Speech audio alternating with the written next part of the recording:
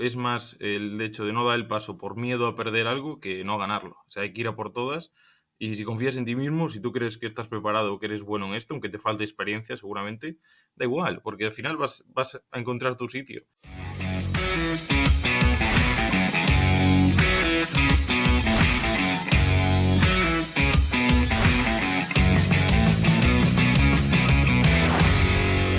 Estamos aquí un día más, estamos Jaime y yo. Ahora mismo aquí en Alemania son las 6:30 y en China, ¿qué hora es, Jaime?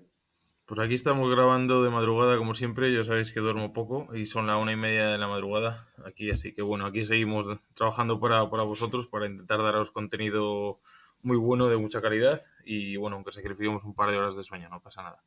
Así que ya sabéis que hay que intentar ponerlo en valor y darle las gracias a Jaime, que hace un esfuerzo enorme para estar aquí con nosotros. De acuerdo, pues hoy el episodio se va a centrar en preguntas y respuestas. Como sabéis, la idea de la estructura es un episodio de contenido, uno de preguntas y respuestas, una entrevista y volvemos. Quizás de vez en cuando hagamos algún episodio extra o algo sorpresa, pero en principio será así. Entonces, siempre que queráis, podéis mandar cualquier tipo de pregunta a www.asesport.com/contacto. Mandáis cualquier tipo de pregunta que queráis enviarnos y nosotros la citaremos aquí en el podcast y la resolveremos. Entonces, hoy tenemos diferentes preguntas muy interesantes y la primera es delicada, ya para empezar fuerte. Es de Izan Ortega y nos pregunta que a partir de qué nivel se podría vivir de la preparación física en baloncesto. Es decir, nos cita él, por ejemplo, ligas tipo EVA, LEV, entiendo que LEV Plata, LEV Oro, ACB, Liga Femenina 2, que creo que ahora se llama Liga Femenina Challenge, o en el extranjero. Entonces, ¿qué opinas tú, Jaime, de este tema? Que además coincide que tú y yo estamos en el extranjero, o sea que creo que un poco sabemos por dónde va la cosa. ¿Qué opinas de esto? Yo desde el punto de vista de haber pasado, creo que por bastantes ligas y muy diferentes en España, desde empezar con categorías inferiores, como hemos empezado muchos de nosotros, incluso entrenador, que me tocó una etapa de entrenador de alevines, después de infantiles, preinfantil, bueno, y ahí trabajando en preparación física, colaborando con clubes pequeños, pero que quiero recordar que estaba entre los 120 y 150 euros por equipo, que creo que es lo que puede ser una media, y esto era en Madrid, empezando desde la base. Y más o menos pues he ido subiendo, al final vas mejorando, vas encontrando nuevas oportunidades, vas generando contactos y te va llevando a ascender a diferentes categorías. Y bueno, he pasado por Liga Femenina 2, lo que es ahora Liga Femenina Challenge, según ha dicho Álvaro. Y luego pues también he tenido alguna colaboración en Liga EVA, Nacional y luego pues Leboro y ACB. Entonces, hasta llegar hoy en día a la Liga China, que digamos lo podríamos meter a otra categoría, lo que es una liga profesional como tal. Entonces, creo que podríamos quizá hacer referencia a lo que sería una liga profesional o una liga no profesional. Por ley, las únicas ligas profesionales en España reconocidas como profesionales son la Liga CB, la primera y la segunda división de fútbol, como, digamos, como únicas ligas reconocidas profesionales. Entonces, obviamente, la legislación también cambia en este sentido. Se está peleando para que esto cambie. Desde luego, creo que a raíz del COVID ha habido un montón de problemas por el tema de que si los trabajadores sean profesionales o no, los deportistas son trabajadores, al final son profesionales o no, para el tema de los ERTES, etcétera. Entonces, bueno, esto nos derivaría a a un debate enorme y una cantidad de datos que podríamos manejar, pero que hemos observado, hemos estado mirando un poco para hablar, tener una base, ¿no?, sobre lo que sería vivir de la preparación física. Si acudimos a lo que es el salario mínimo interprofesional, en España ha sido aprobado el 1 de septiembre para que se establezca en 965 euros. Pues a partir de ahí podríamos hablar de lo que sería vivir del baloncesto como preparador físico, en qué categorías podríamos llegar a esas cantidades. No sé qué opinas, Álvaro, pero creo que no hay muchísimos clubes de base que obviamente te permitan llegar a estas cantidades, pero obviamente hay excepciones. Yo creo que es un tema delicado y al final creo que depende muchísimo, muchísimo del equipo. Creo que habrá veces que en categorías menores, es decir, por ejemplo, que en Leboro en algún sitio se cobre más que en ACB o que a lo mejor en un equipo de base o, perdón, en un club en el que tú trabajes en diferentes equipos de base, el club te valore mucho y juntando equipos ganes más que el prepa del primer equipo. Entonces creo que depende muchísimo de cómo valore el club a los preparadores físicos. Habrá gente de ACB que tenga un presupuesto enorme y que no pague realmente porque no quiere y no porque no pueda. Entonces, en primer lugar, vamos a decir que depende muchísimo.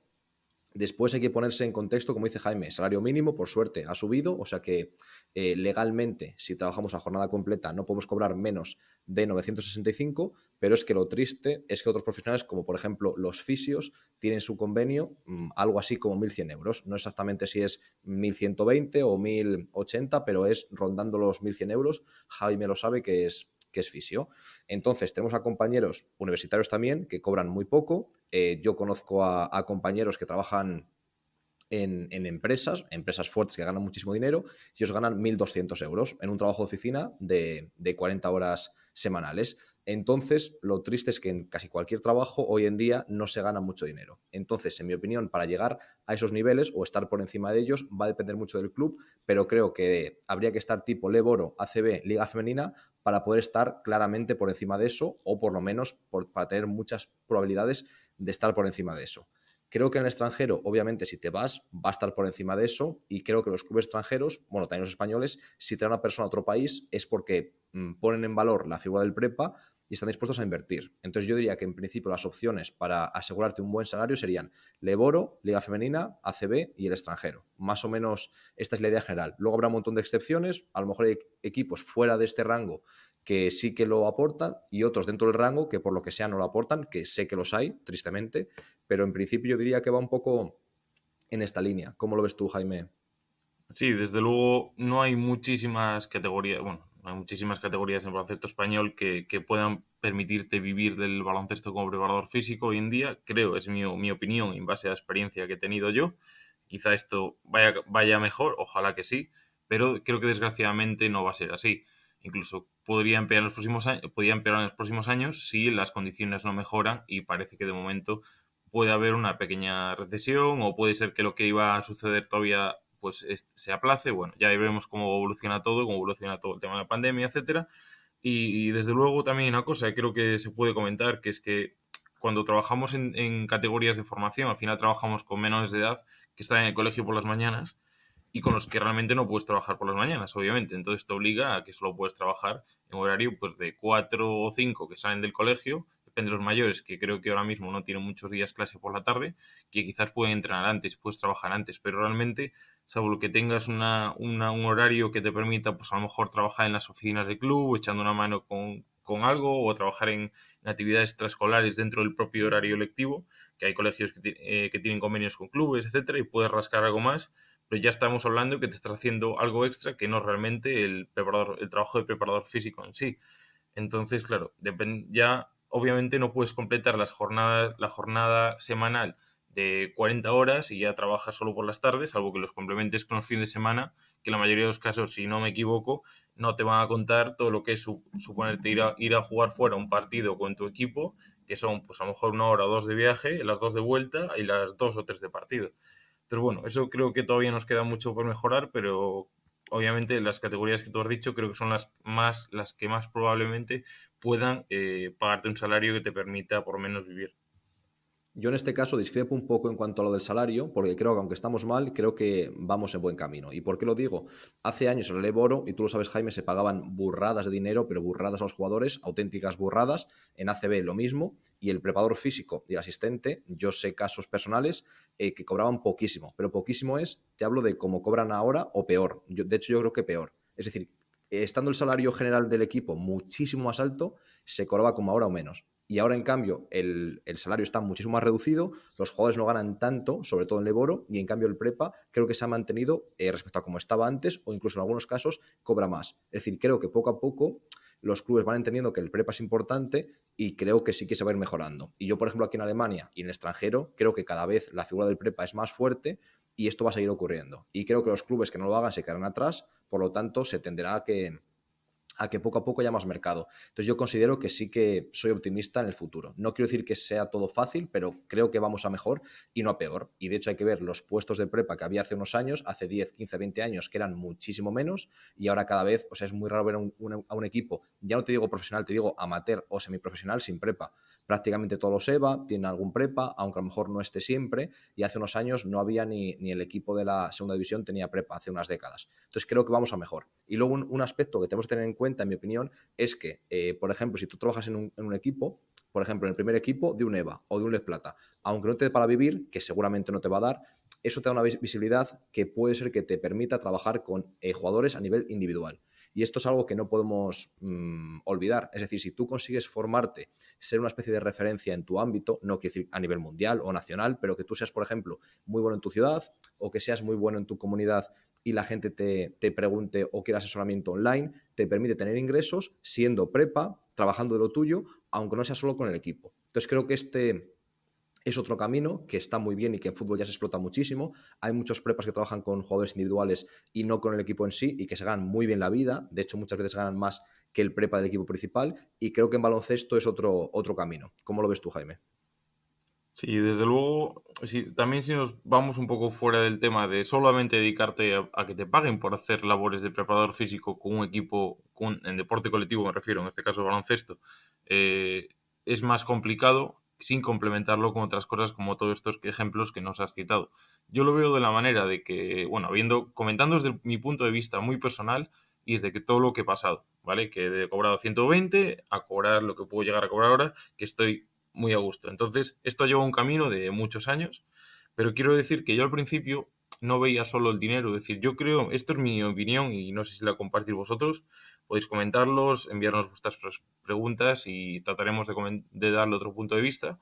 Yo creo que cuando empiezas en un trabajo, has de valorarlo, no solamente cuando empiezas, sino cuando estás en un trabajo, debes valorar lo que te pagan y lo que aprendes o lo que creces a nivel personal. Entonces yo creo que cuando un trabajo te da poco, un salario bajo o que tú crees que es bajo, que no, por lo que sea, porque no te están valorando o porque no hay más recursos para darte, pongamos una situación en la que te estés trabajando en un club donde puedes hacer lo que te dé la gana, tienes los medios justos, pero tienes, y no tienes nadie que te diga esto es así o esto es así. Entonces, bueno, creo que tienes mucha libertad para crecer, esto va a permitir tener errores y que realmente no o van a pasar desapercibidos, no va a tener un impacto muy grande y a lo mejor en ese momento no estás recibiendo ese dinero que realmente vales, pero eso te va a suponer un crecimiento personal. Luego puede haber el caso contrario, en el que te encuentres en un club, en un trabajo, donde te pague muy bien, pero a nivel personal estés muy controlado o no estés a gusto, y entonces no puedes crecer, no puedes hacer lo que tú quieras, te ves un entrenador o unos directivos, lo que sea, que te controlan mucho y no tienes un crecimiento personal. Entonces, este es otro punto de vista. A lo mejor te sirve para ganar dinero y estar a gusto en los próximos años, tener la capacidad de decisión de decir, oye, mira, pues voy a trabajar aquí aunque me paguen menos porque sé que voy a estar mejor. Entonces, una vez te encuentras en esas dos situaciones, creo que son las dos necesarias a lo largo de la vida de un preparador físico, donde primero creces, aunque no ganes dinero, luego ganas dinero, pero no creces o creces menos, pero lo ideal sería llegar a conseguir, en base a la experiencia de estas dos situaciones, ser capaz de llegar a conseguir un trabajo en el que realmente vayas creciendo poco a poco, pero vayas creciendo, tengas libertad, que te encuentres a gusto y además te paguen. Eso sería lo ideal. Entonces, seguramente muchos de vosotros os sentiréis identificados porque os encontraréis en una situación o en otra intentando y peleando para llegar a esta última que digo, que estéis a gusto, que os valoren y que encima os paguen bien. Entonces creo que es el objetivo que tenemos todos. Debemos plantearnos metas muy altas para quedarnos, aunque sea por el camino, si nos quedamos por el camino, quedarnos más cercano de este último punto que os quiero decir. Entonces, bueno, eso es mi punto de vista y espero que alguno de vosotros esté en este camino y ahora mismo que yo os digo esto es para ayudaros y para tratar de alcanzar el puesto en el que estéis a gusto y os paguen bien. Sí, básicamente yo creo que hay que intentar ser optimistas y sobre todo ambiciosos. Ambiciosos no de decir, quiero estar mañana en Madrid, obviamente eso es imposible, pero ambiciosos en el sentido, me gustaría estar en este punto en unos años y ahora céntrate en el proceso, en lo que puedes hacer cada día. Y yo confío mucho y realmente lo pienso así, porque si no creo que no nos queda otra en la vida que deprimirnos. Yo pienso mucho y confío en que si tú trabajas bien, disfrutas lo que haces y te formas día a día, al final la vida te da oportunidades, de una forma o de otra. Es decir, quizás no acabes en el club justo que tú quieres, pero a lo mejor trabajas de una cosa similar que a lo mejor te acaba gustando más que lo que tú querías en principio. Entonces yo sí que pienso, y lo llevo viendo muchos años desde que era pequeño, que la gente que curra, que trabaja y que es buena, acaba siempre teniendo oportunidades de lo suyo y viviendo muy bien. Y yo realmente es que pienso en eso y confío en eso. Vale, pues ahora si te parece, Jaime, vamos con una pregunta que pensaba ponerla para el final, pero está muy en la línea de esta. Así que vamos con otra pregunta también de Izan Ortega, que nos dice, al hilo de esta pregunta, nos comenta, ¿por qué tantos preparadores físicos se van al extranjero? Y yo voy a empezar respondiendo y creo que es principalmente por dos razones. Una, porque muchas veces se nos valora más fuera de España que en España. En parte es una putada que eso ocurra porque significa que en España no nos valoran tanto como podrían, pero por otra parte es algo muy bueno porque en países extranjeros valoran muchísimo, muchísimo al prepa español, tanto en baloncesto como en fútbol, como en atletismo, como en waterpolo, como en voleibol. Tenemos una fama y un nombre, creo que totalmente justificado y ganado, de que somos muy buenos profesionales. Entonces es muy sencillo o es bastante sencillo conseguir entrar a un equipo extranjero si es español. De hecho, es que hay clubes, y eso lo sabemos Jaime y yo, que buscan específicamente a un prepa español, cosa que en mi opinión también es un poco absurdo. Es decir, habrá gente que sea italiana, griega, de donde sea, que son muy buenos, o a lo mejor una persona y ya te cierras en bandas y pides solo españoles. Pero bueno, sé que hay clubes que lo hacen. Quieren un probador físico español, porque tienen la experiencia de que son muy buenos y no quieren cambiar. Quieren esa metodología y esa filosofía. Entonces yo diría que es principalmente por dos razones. Una, porque tenemos la posibilidad de ir al extranjero, y dos, porque muchas veces se nos valora más de lo que se valora en España a nivel económico, a nivel de condiciones o de respeto. ¿Cómo lo ves tú, Jaime? Yo creo que me va a costar mucho dar mi punto de vista sin criticar lo que es la situación ahora mismo en España y demás. Yo, porque siempre he sido una persona que ha viajado, he tratado de, bueno, desde los últimos años que he podido económicamente, siempre me he lanzado a viajar y siempre he tenido mi mente, digamos, abierta a salir de España. No solo a trabajar, ya te digo, viajar, he ido a viajes solo, como ya lo sabes, pues coger la mochila, salir al mundo y a ver qué pasa, ¿no? Y ser Bueno, capaz Jaime, de perdona que solucionar te corte. problemas. Dices lo del dinero, pero cuéntale a la gente cómo viajas. O sea, no viajas yendo a hoteles de 4 estrellas. Jaime viaja yendo en una moto alquilada y en un hostel con otras 10 personas, ¿no? O sea, que no viajas en plan de lujo, sino realmente viajas en plan, a lo barato y a lo vivir la vida de verdad del país donde vas, ¿o no? Esto es lo que es un poco ya tema más personal, pero que bueno, quizás es interesante para alguno. Yo desde hace unos años, creo que hace 5 años que empecé a viajar solo en verano. Empecé con 20 días, luego un mes, luego me iba 2 meses, luego 2 meses y medio, hasta que vino toda esta mierda de la pandemia y me fastidió, ¿no? Pero sí creo que es importante, hablando un poco de salir de España, aunque solo sea de viaje, y bueno, a nivel personal os digo solamente que me gusta viajar solo porque te empapas mucho más de la cultura local y te pasan cosas que no te iba a pasar si vas con alguien de confianza, a los que realmente vas a tener como un soporte si te pasa algo, una ayuda, porque al final estás solo y te pasa algo, vas a tener que solucionarlo tú.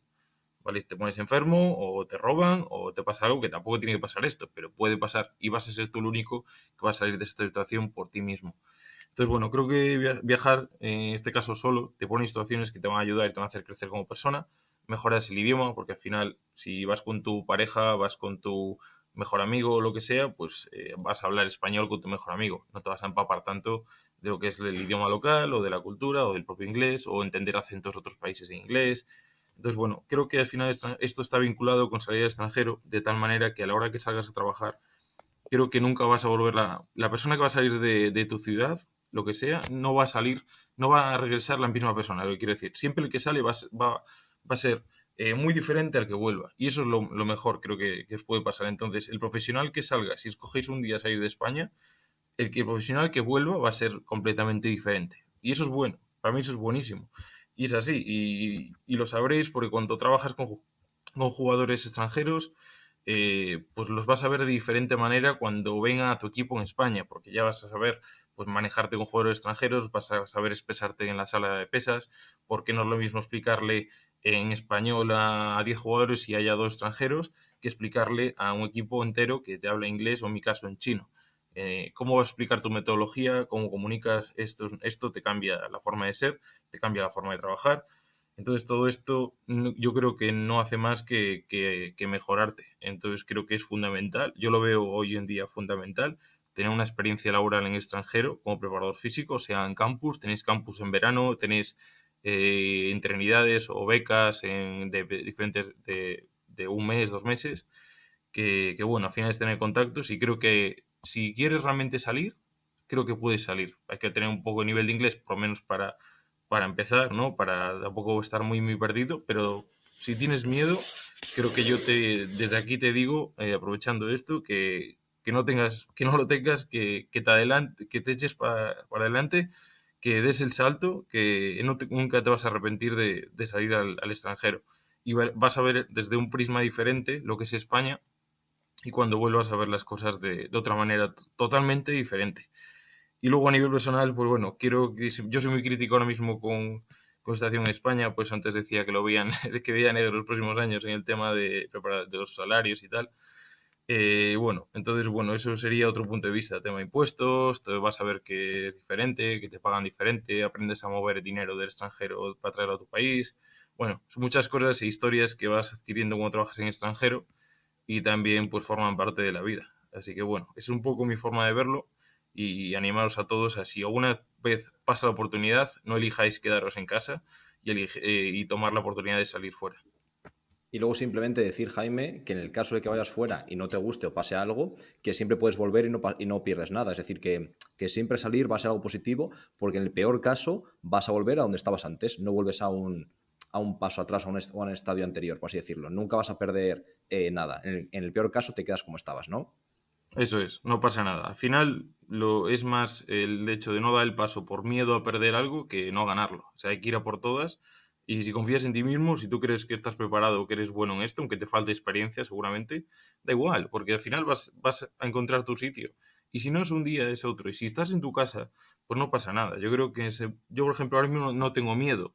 Si por lo que sea no quiero seguir en este equipo o no tengo miedo a irme a mi casa, estar tranquilo con mi familia, que hace tiempo que no puedo estar con ella, y estar tranquilo, ya está, ya llegan a las oportunidades, y tampoco cogerla primero que salga. Entonces, bueno, salvo que sea una situación excepcional, que obviamente hay casos para todo y cada uno puede tener unas necesidades especiales, pues bueno, pues ya sería otro tema. Pero si podéis tener el poder de elegir y si un momento sale, no os amarréis a estar en casa, en vuestra ciudad, en vuestro club y dejéis de lado una oferta en el extranjero, aunque no sea económicamente. Recordad lo que os dije antes, a lo mejor os interesa más crecer a nivel personal y no cobrar tanto y crecer, vamos, exponencialmente comparado con lo que lo haríais en vuestra casa. Entonces yo lo veo así y creo que es una buena forma de enfocar. Vale, perfecto. Entonces, si te parece, Jaime, ya la última pregunta y te dejamos descansar, que te lo mereces. Y es una de Octavio Arnica, que nos comenta, bueno, es un poco extensa, pero seguramente podremos resumirla. Y dice que cómo sería o cómo hacemos la fuerza, cómo trabajamos la fuerza el día previo al partido, el día del partido y el día post partido. Estando, por supuesto, que lo hacemos, ahora habrá que explicar si lo hacemos, si no, y en el caso de que lo hagamos, por qué, y si no lo hacemos, por qué no lo hacemos. Si quieres, comienza tú y luego te doy yo mi punto de vista. Vale, yo os cuento más rollo, mi situación es un poco especial ahora mismo. Yo os pongo en mi situación siempre porque creo que es una situación más concreta y a partir de ahí podréis aprender porque es más compleja de manejar. Pues os cuento tanto mi situación porque es un poco más al límite. Yo ahora mismo me encuentro jugando cada 48 horas prácticamente y con muchos 72 durante un mes. Son 15 partidos en un mes. Y ahora mismo, cuando estamos grabando esto, acabo de jugar hace 3 horas. Aquí son las 2 de la mañana, hemos jugado las 8 de la tarde. Después del partido hemos hecho una pequeña sesión con varios jugadores, los que creo que en ese momento necesitaban hacer un extra porque no han jugado los minutos que quizás están acostumbrados. Si un jugador que juega 32 minutos de media hoy ha jugado 17, por ejemplo, pues yo quiero meterle un extra, porque no quiero que pierdas ese grado de tensión. Ya no va a ponerse ni más fuerte ni menos fuerte, ni va a dejar perder niveles de potencia, etcétera, nada. En 36 horas que tenemos el próximo partido, no da tiempo ni a ganar ni a perder. Creo que solo hay que centrarse en recuperar. Y para mí es importante que también tenga esa sensación, ya no sé cómo llamarla, si es algo psicológico, si es la sensación. El haber trabajado, ¿no? ¿O qué? Sí, simplemente es pues que mira, si ellos notan que han jugado menos de lo que están acostumbrados y no están cansados, porque realmente hoy, por ejemplo, no estaban cansados, pues a mí me parece que debo darles ese estímulo y que ellos se vayan satisfechos a nivel personal, decir, mira, yo no he jugado lo que estoy acostumbrado, que ellos tampoco están molestos por eso, sino el equipo ha ganado, estamos todos contentos, tal, pero que no están cansados, entonces creo que van a descansar mejor, creo que al día siguiente van a tener una sensación de satisfacción mayor porque se nota que han trabajado, ellos van a estar más a gusto, van a estar enfocados en el siguiente partido, ya no van a pedirme seguramente mañana, yo mañana no tengo nada planeado hacer con ellos, de que a lo mejor se sientan mal por no haberlo hecho anoche, eh, lo quieran hacer hoy, el día antes del partido, porque jugando a las 11 de la mañana, pues a lo mejor no me apetece, no voy a hacer una sesión de PAP a las 8:30 de la mañana, porque tenemos que ir al pabellón antes.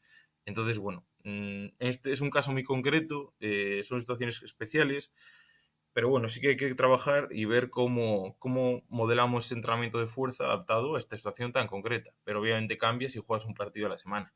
Pero no sé si Álvaro, si tú lo haces, ¿cómo lo haces tú? ¿Cómo manejas estas situaciones jugando un partido por semana ahora mismo? A ver, yo en principio lo que suelo hacer, ahora con el Corona es un poco complicado. En principio, aquí en la Liga Alemana, si no juegas Eurocup, Euroliga o Champions League, juegas una vez a la semana.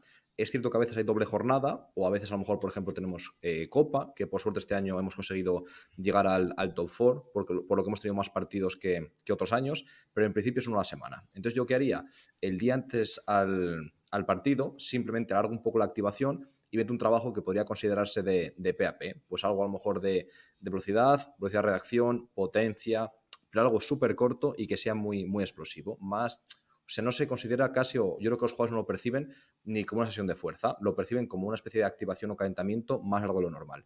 Luego, el día del partido, sí que hago PAP más, por así decirlo, más trabajo puro de PAP, que, bueno, lo explicamos en el curso de PAP, pero intento hacer después de una buena activación, un buen calentamiento, hago un trabajo de coordinación de pies, intentar activar el sistema nervioso central, hago también un trabajo de empuje, de tren superior, buscando un trabajo mezclado entre fuerza máxima, potencia, algo así, un poco más bajo que fuerza máxima, para que haya algo de velocidad, y lo combino después con lanzamientos de balón medicinal, ¿vale? Lo más explosivo posible. Después el mismo gesto, pero en tracción, en vez de empuje, ¿vale? Y después algo de tren inferior, que suelo combinar algo un poco pesado, pues tipo, por ejemplo, empezar de puntillas con un balón medicinal arriba, es decir, overhead, lo más alto posible, bajarlo lo más explosivo posible y saltar en profundidad o saltar vertical. Intentar tocar que sea una especie de trabajo de potencia, pero un poco más pesado. Y lo combino con un método de contrastes con saltos asistidos. Por ejemplo, no siempre es así, pero muchas veces. El año pasado, el anterior, hacía yo-yo, la RSP Squad, el día del partido, pero ¿qué pasa? Que hay veces, bueno, que como solo tengo una máquina, era un pelín lento, se rompía el timing, no me gustaba mucho, algún jugador se quejaba, que bueno, a mí eso no me importa, la verdad, los que me conozcan lo saben, pero aún así, como que el ritmo no me gustaba. Entonces lo cambié y cuando utilizo la yo-yo, lo hago más para un gesto de jalón, de tracción, que para el tren inferior, porque va mucho más rápido, ¿vale? No hace falta regular tanto la distancia, tardo menos y no tengo que estar yo delante. Entonces, hago esos tres gestos, uno de tren superior de empuje, otro de tracción, otro de tren inferior, y después de eso lo que hago es emparejarles por similar velocidad, y si puedo también juego con algún tipo de variable psicológica, pues por ejemplo dos que se lleven muy bien y se piquen, otros dos que a lo mejor no se llevan especialmente bien, simplemente pues son compañeros o se llevan bien pero que no son amigos, pero que tienen a lo mejor un pique o que son igual de rápidos, cosas así, y lo que hago es ponerles a lo mejor tumbados en el suelo, con el pecho en el suelo, y cuando doy una palmada o cuando digo ya, tienen que levantarse con una flexión de brazos e intentar chocarme, que a lo mejor yo estoy puesto a 15 metros, ¿vale? A veces hago dos series, a veces una, y otras veces lo que hago es, vale, hacemos una serie, si pierdes, repites. Por lo tanto, como explicamos en el trabajo de PAP, siempre que se compite, aumenta aún más la testosterona en situaciones de competición y, en principio, ese tipo de contexto psicológico ayuda un poco más a PAP. Y lo que hago a veces, ya a modo de detalle o de anécdota, es que los que han ganado hacen una especie de pasillo a los que han perdido, por lo que aún quieren perder menos. Entonces intento que haya más competencia y más competitividad. Es un poco lo que hago a grandes rasgos. Y después del partido, normalmente no hago nada o al día siguiente, salvo que juguemos cada pocos días. Que entonces lo que suelo hacer es o al día siguiente o ese día después del partido, depende cuando acaben, de la hora y demás, un trabajo bastante duro de tren superior en el que intento aumentar hormonas anabólicas, principalmente testosterona y hormona de crecimiento para intentar recuperarnos antes, y lo combino con un trabajo de movilidad de tren inferior, principalmente cadera y tobillo.